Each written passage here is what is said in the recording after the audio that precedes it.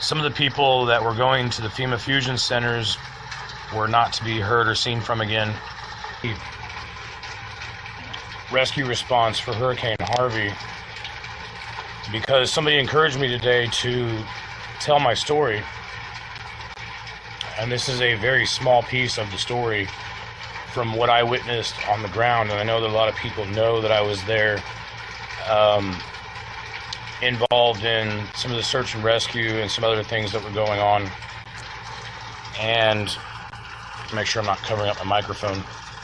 And I need to tell this story because some of these things are still going on, and they're probably going on in Florida now. And it's very important because this covers what people have considered to be conspiracy theory. It is what people have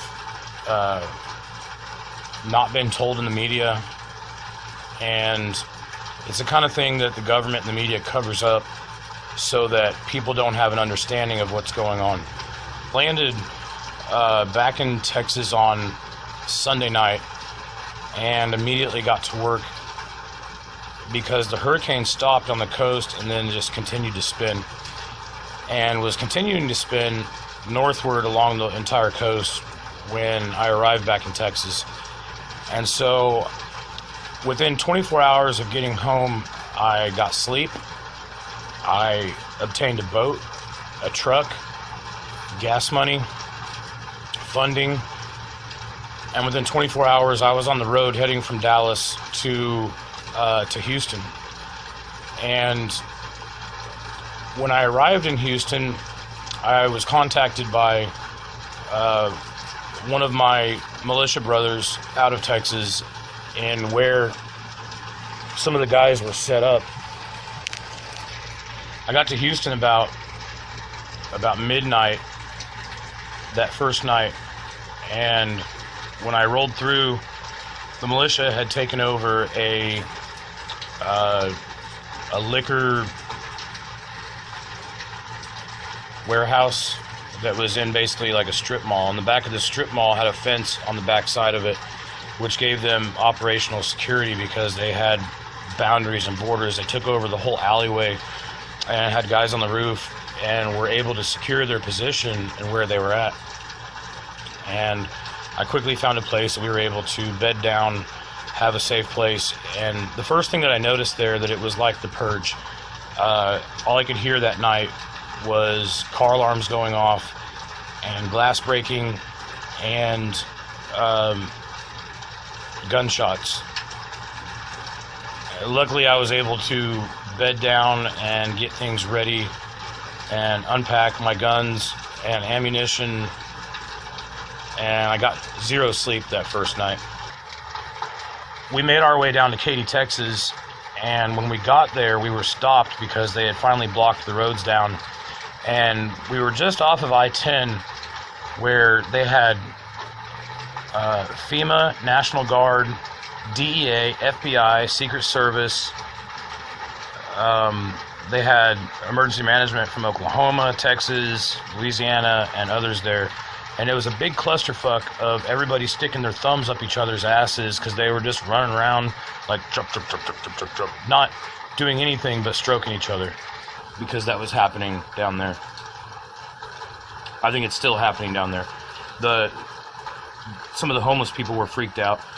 Thomas Jefferson High School in Port Arthur had a lot of people evacuated by plane, and there was at least 1,500 that were left behind that refused to get on the FEMA planes because they said that they were not making their destinations. They were not showing up in certain areas. And those people, I don't know where they were going. The 1,500 that were there, we sent a security force over to because they almost started rioting at the Thomas Jefferson High School in Port Arthur because of the way they were being treated. And again, I'm going to tell people, we've talked about this for years, for fucking years. We talked about this. Don't go to the FEMA centers. This shit's very real. I just experienced it firsthand, and I've come home to decompress over these issues. 11 p.m. was scheduled to be the release of the blowing of the dam, and at least 3 of the rescuers that I talked to said that the dam had started to fail, and there was a moon-shaped spot in the top of it where water had been coming over and been washing part of the dam away.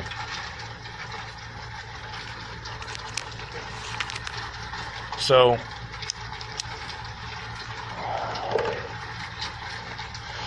people were saved. We rallied back at the Crossing Church, where they basically wrapped everything up for today, and they told the stories of what had been happening. At least one boat had been in another neighborhood and pulled out at least 100 people themselves from that area.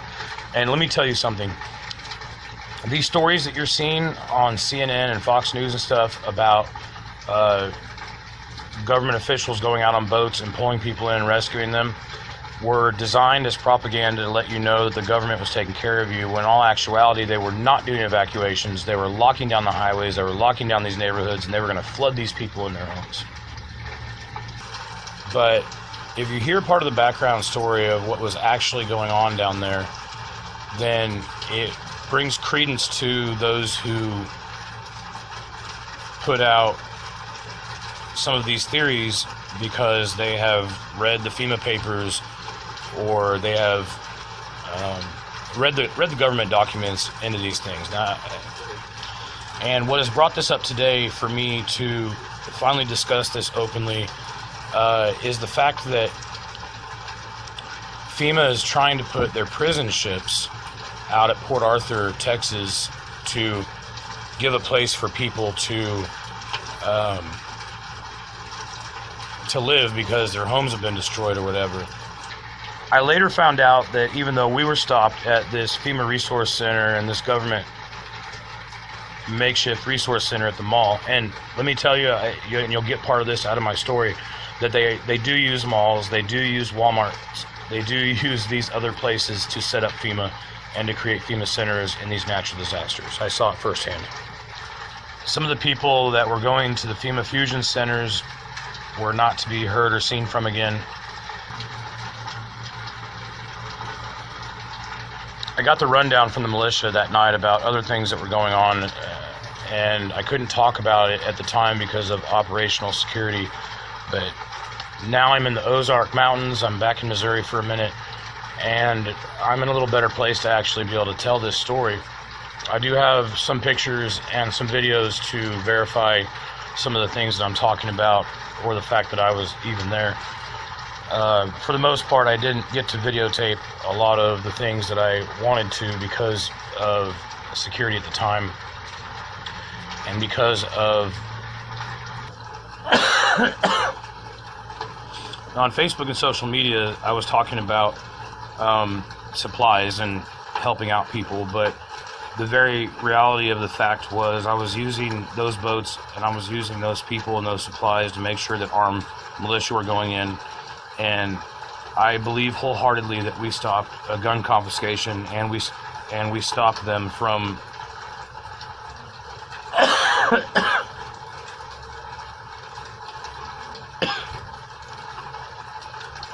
murdering a lot of people. And the only reason why Hurricane Harvey was not Katrina was because of the Cajun Navy, the Texas Navy, and the response from Texans on their own soil that was saving tens of thousands of lives that I witnessed firsthand, while the government was locking down roads and barricading people from being able to help. Within 24 hours, I had more than $50,000 to $100,000 worth of supplies showing up on trucks, along with over 100 armed men and women and medics and corpsmen and people who are not your bullshit militia spouting keyboard warriors that you see on the internet all the time. These are guys who are hardcore motherfuckers that were ready to go in to these little towns and these neighborhoods where they were not doing evacuations, that they were flooding, and preparing. FEMA and other people were flooding these small towns without doing evacuations, and didn't care if people were dying. See, when you have something like a disaster happen, like a hurricane, and many of us have talked about shit hit the fan in our YouTube videos for many years and about preparedness, and it's very important to know that within the first couple days of one of these disasters, that money doesn't matter anymore. What does matter, water, food, ammunition, guns, and the things that you're going to need for survival. By the time I was told that we needed to disarm, I had at least 40 people there armed. AKs, ARs, sidearms, and I started putting a plan together, and I'll just put it this way. I called Murdoch Pisgatti, the president of my organization, on the last day, which I'm going to get to this in a minute, and I told him, I've been busted, and I got to tell you what I was doing, because it might come back on you, because you're the one sending me aid down here. But I was not just trying to put boats in the water. I was not just trying to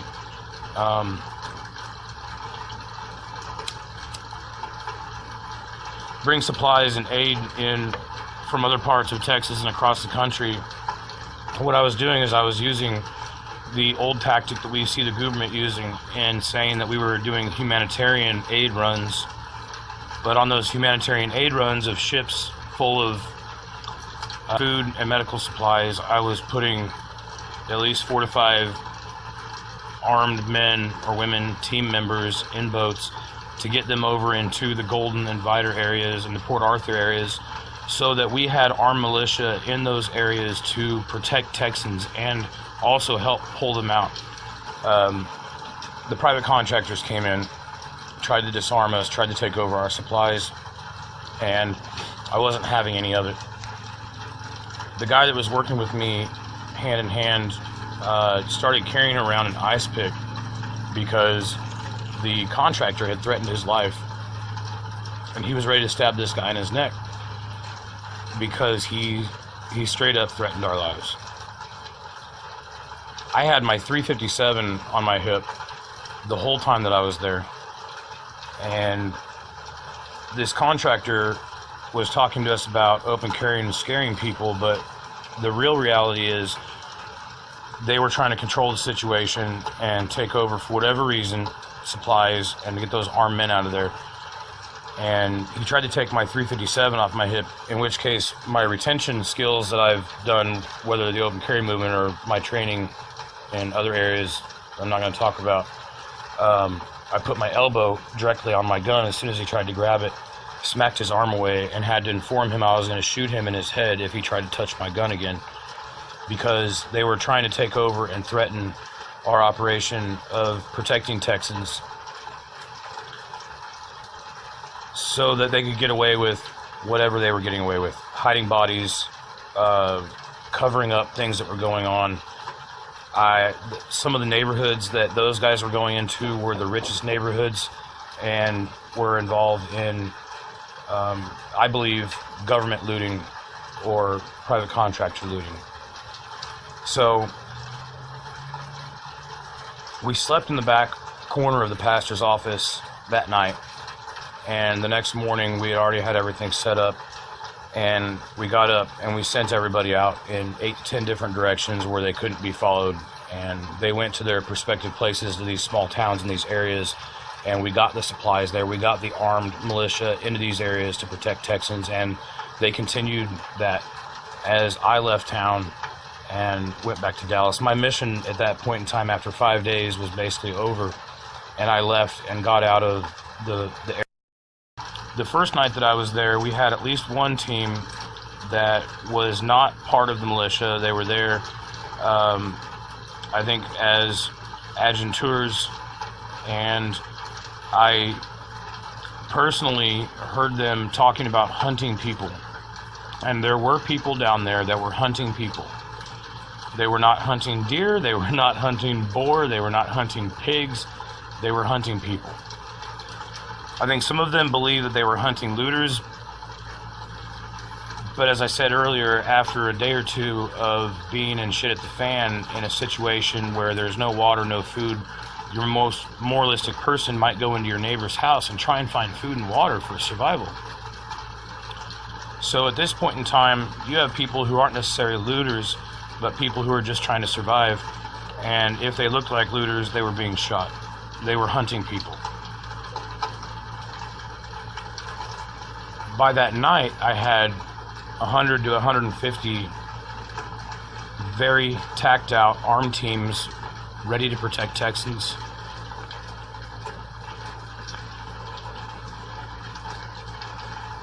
Ready to go into these small towns and these neighborhoods and make sure that people were not getting locked in, make sure they were getting aid coming into them, and making sure that the government was not allowing people to be killed, whether it was by the release of these dams and the flooding for a second time, not from the hurricane, but they were flooding these areas for a second time.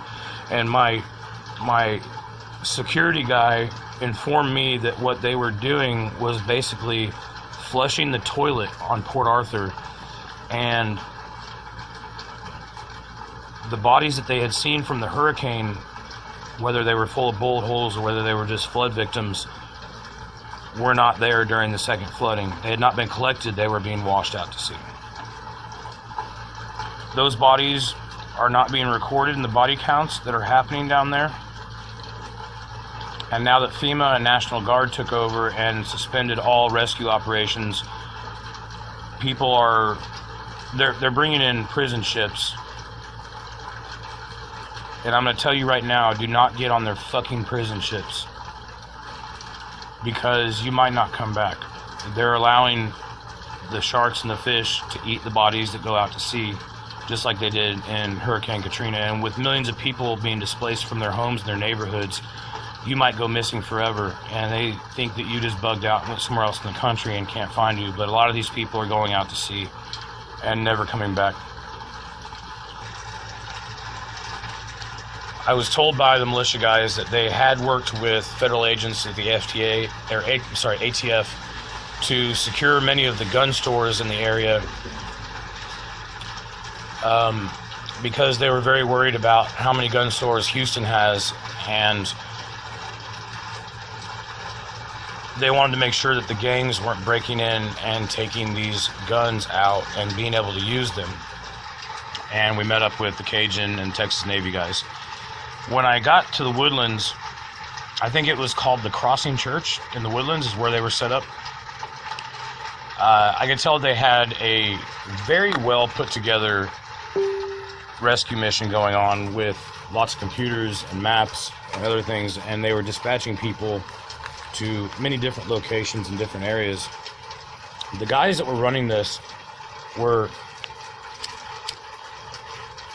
obviously pros at what they were doing, and obviously had connections with many other people, because as soon as they gave us a chance to get our boats out there and start going on rescue missions, we heard that there was some really bad looting going on. One of the stories that we heard of was like Grand Theft Auto. Somebody was on a jet ski with pistols in both hands, like firing their guns into people's homes in the Katy area. And DPS showed up. That's Department of Public Safety. For those of you who don't understand, that is basically the Highway Patrol of Texas. And they were putting a DPS agent on every boat and every car going out to do these rescues. The DPS agent that rode with me for several hours was a member of CID, which is Criminal Investigation Detectives or Criminal Investigation Units. And they wanted to make sure that we had our guns with us. So I had a Highway Patrol chick in my car as we were dispatched to go out, and was told to grab my AK-47 and have my pistol on my hip because of what they were involved in. Now, at the time, I didn't realize why DPS was being put on every boat and every truck. We later found out that The reason DPS was with us and wanted to make sure we were armed was because at least one of those gun stores had been taken over, and there was some pretty hardcore gang members that were using the arms that they had gotten to go and loot and rob people. They were stealing boats from people in the Cajun Texas Navy. They were dressing up like rescuers, and when people would answer their door to get rescued, they were robbing them and going in their homes. There were people that were being shot and murdered. And they put the DPS agents and detectives on our boats and on our cars because they were hunting gang members. Like I said, the immediate hours and few days after a disaster, it's lawlessness, it's shit at the fan, and there is no law and order, and things get crazy. And that's another reason why you want to be prepared and have arms in your home and everywhere else. Told these federal agents to get out of their way because they were going in to save Texans. Everybody went home for the night and got some rest, and were scheduled to come back at sunrise to go again. And by the time we got back the next morning, they started dispatching people to the Beaumont-Port Arthur area. That is when a member of the State Department came in, and basically he laid it out like this: we don't want to have a war zone, we need to get people in there to do rescues. They're not allowing anybody to get into this area, so you're going to follow me. It's normally an hour drive. It's going to take us 4 hours to get there because the roads are so flooded that we have to go on all these different county roads and back ways to get there. So we followed this member of the State Department under, he led at least 30 trucks and boats to the Beaumont area. When we get to Beaumont, we get past all of the roadblocks, we get past everything, and we show up at a church. And then he filled us in on what was going on, and they called it Templar 1. That was the mission we were on, was Templar 1. So we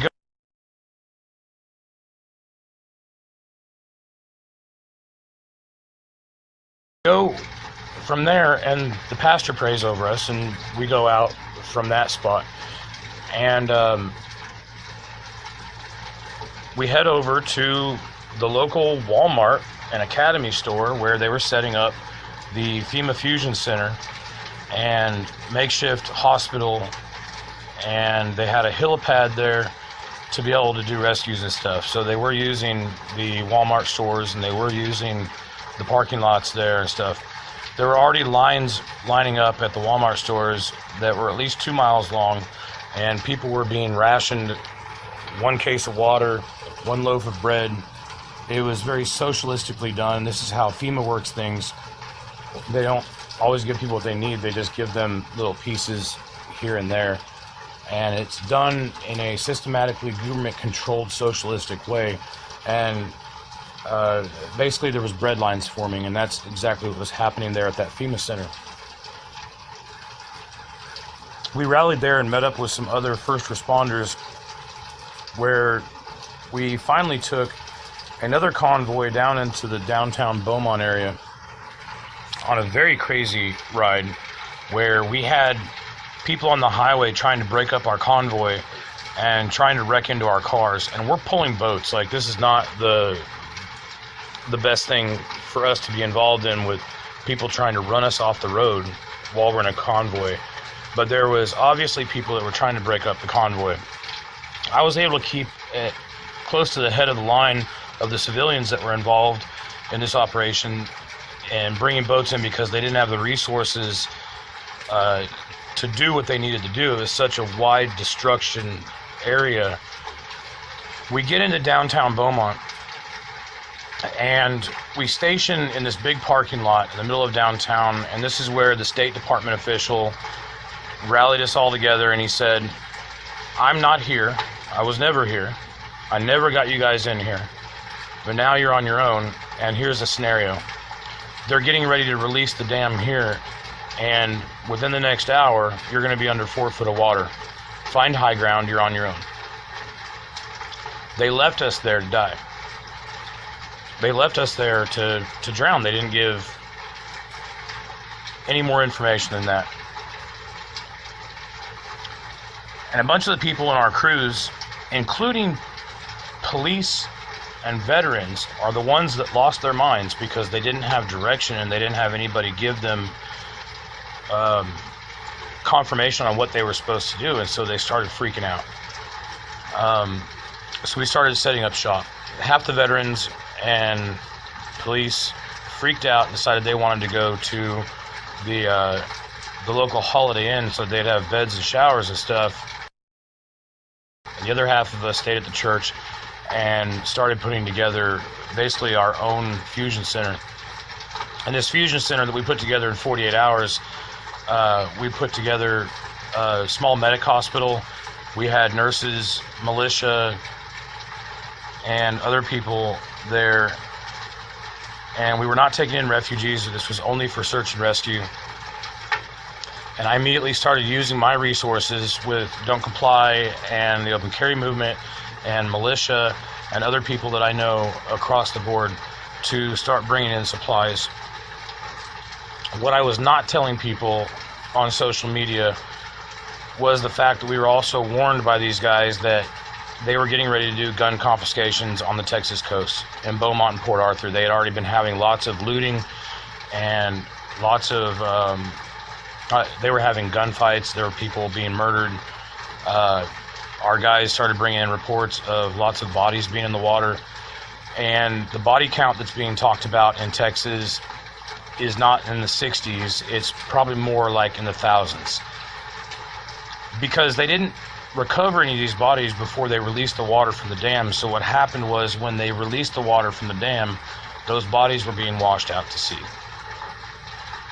And my security advisor that was there as I was putting together our own militia fusion center was giving me reports back from their boats and from the people that were in the water of bodies that they were seeing with bullet holes in them.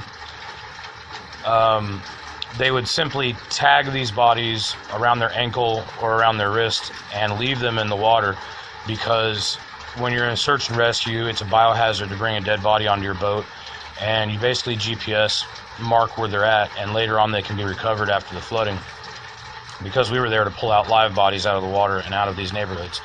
But what I was told by local officials and by the State Department official that was there with us was that they were going to be doing gun confiscations because of the violence that had been happening in that area. And I think we all know from Katrina and other things that gun confiscations not only is not going to fucking happen in Texas, it's not going to happen again because of life safety, because of life safety. By the next morning, I had trucks and militia rolling in. So now we're going into the 4th or 5th day that I was down there. I was only sleeping about an hour a night, just enough to not be in sleep deprivation and being able to keep my mind sane. And by the afternoon, I had probably about 75 armed men and women, not including the ones that were already out in the water doing rescues, and was continuing to make the call for supplies.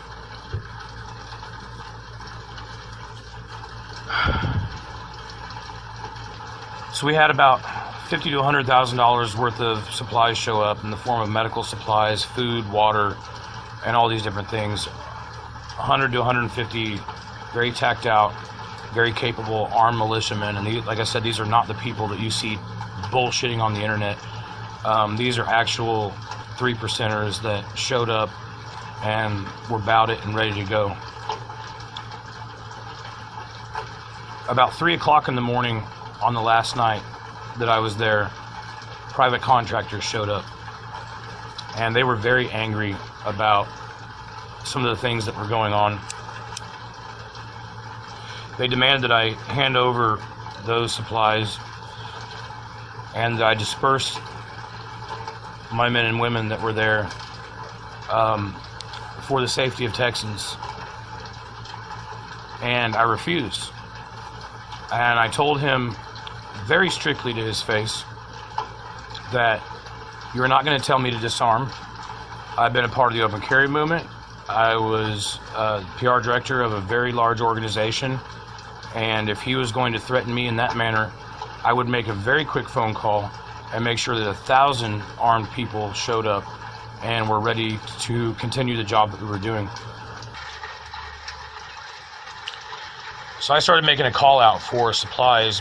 My call out for supplies was not just for supplies, and the people that I'm involved with understand that I needed armed men there. We were approached by local officials who, the police and others, who told us that we were not allowed to have guns, we were not allowed to be armed while we were there, and that they were going to come and take our guns and not allow us to be a part of that. So those of you who don't understand right now, there is a civil war happening in this country, and I saw it firsthand on the Texas coast. There are federal officials who were there who were wanting to lock down roads and wanting to wash these bodies out to sea, and there were government officials there that were supporting us in the life safety of saving Texans' lives, pulling them out of their neighborhoods and making sure that they were getting supplies and safety and medical attention. And there were those who were trying to control the situation and lock it down. That first night that I was there, I was doing everything I could to use this facility that we had, and I had realized that the dam that they were releasing was one river over from us, and had the flooding come over to our area, it was going to hit this other river and was still going to wash out to Port Arthur. So I knew we were on dry ground. I knew we were in a safe location. We started setting up shop there. Half of our guys left, ended up chasing their tails for the night, because you can't always put your boats into the raging flood waters. It'll wash your boat out, and it's not safe unless you have the right size motor. But the right size motor for those situations in 4 foot of water with cars and debris and everything else is not the ideal situation. You'll wreck your boat, you'll capsize, and you'll be stuck in the flood waters and become somebody who needs to be rescued also. Taking over supply routes and supply chains of Texans who were sending aid and sending people, and they were confiscating it. And like I said in the beginning of the video, it was, I think half of it was because there were people there to do bad deeds, and I think that there were people there who, instead of being caught up in that, would rather lock the roads down and not let you get cameras in and not let you get the stories out, so that it doesn't look bad on their record when it comes down. They were allowing bodies to be washed out to sea because it's better to let that happen and then be missing persons instead of another body count on their local county or their area. After about 72 hours of not having water or food, somebody who is highly moralistic, like a pastor or somebody, would very quickly resort to robbery or theft or hurting somebody else to make sure that they had a way to live. You go back to your carnal nature of survival. I've been through a lot of things, even with the open carry movement, that I have risked my life over the years, but I'm already a dead man, and I know I'm going to die one day, and my soul's redeemed, so it doesn't matter to me. What matters to me is doing the right thing and letting people know what's actually going on.